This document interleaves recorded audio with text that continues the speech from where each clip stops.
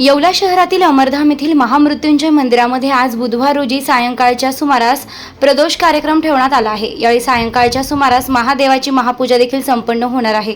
महाआरतीनंतर यावेळी शिवभक्तांना बेलपत्र तसेच रुद्राक्षाचं वाटप करण्यात येणार असून त्यानंतर महाप्रसादाचं देखील आयोजन करण्यात आलं आहे।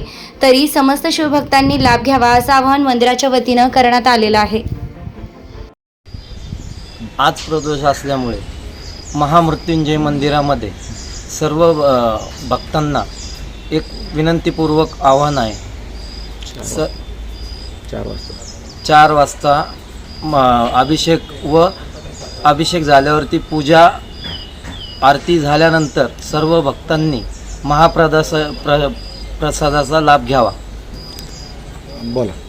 तसेच रुद्राक्ष व बेलपत्राचा वाटप मंदिरातर्फे होणार आहे। सर्व शिवभक्तांनी याचा लाभ घ्यावा।